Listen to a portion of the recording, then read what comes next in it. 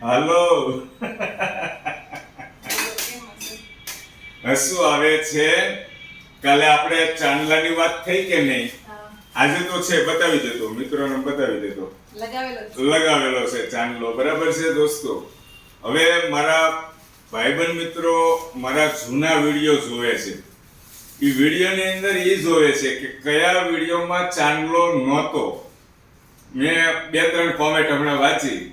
એમ કહે છે, જો હેતલ કુમાર આમાંય ચાંદલો તો નહોતો કરેલો, આમાંય ચાંદલો તો નહોતો કરેલો.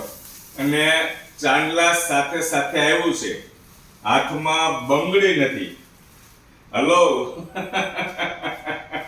હવે પહેરી લીધી છે હો. કેમ બંગડી કેમ ન પહેરતા? બંગડી પહેરું જ. એક હાથમાં જો બ્રેસલેટ હોય, આમાં વોચ પહેરેલી હોય, ક્યારે વોચ પહેરવાની હોય, ત્યારે બંગડી કાઢી નાખી હોય. બરાબર. એવું. વોચ એટલે હું સમજી ગયો, કહેવાય એમ માંગે છે કે આપણે રસોઈ બનાવતા હોય ને હાથમાં બંગડી ન જોયું, વોચ ઘડિયાળ પહેર્યું હોય.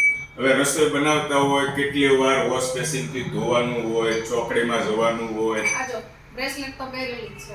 પહેરેલું છે ને, એના હિસાબે કાઢી નાખતા હોય છે.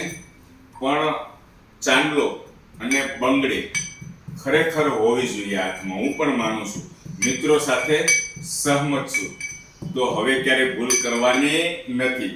અને મિત્રો જૂના વિડીયો ચેક કરીને જોવે છે કયા વિડીયોમાં બંગડી હતી, કયા વિડીયોમાં ચાંદલો નહોતો. બંગડી તો હશે જ નહીં. આ બંગડી તો કાલે જ આપણે આમ બેસનામાં ગયા ત્યારે પહેરવી જોઈએ ને. હા ત્યારે પહેરી છે. આમાં બ્રેસલેટ તો હોય જ. હા બરાબર છે. અને બીજું થાય છે કેવું દોસ્તો, ઘણીવાર અવાજ નહીં કરો, એક મિનિટ. ઘણીવાર બને છે એવું ચાંદલો નથી દેખાતો. તો એ ચાંદલો ક્યાં હોય છે ખબર છે? ઘણીવાર ફ્રીજ ઉપર લાગેલો હોય છે, ઘણીવાર ચોકડીમાં બિચારો પડેલો હોય છે, ઘણીવાર આ વોશ બેસિનમાં પડેલો હોય છે, ઘણીવાર પ્લેટફોર્મ ઉપર પડેલો હોય છે, અને ઘણીવાર ચાંદલો છે ને, આ ચાંદલો આ કાન પાછળ પણ લાગી જતો હોય છે, ખ્યાલ નથી હોતો. બરાબર છે. એટલે આપણને જોવામાં ચાંદલો આપણે આયા જોઈએ છે, પણ મેં તમને કીધું એમ ઘણી જગ્યાએ ચાંદલો પડેલો હોય છે. અમારી વાત તમને કેવી લાગી દોસ્તો? કોમેન્ટ કરજો. વાત સાચી લાગી હોય તો કોમેન્ટ ચોક્કસ કરજો દોસ્તો. થેન્ક યુ દોસ્તો.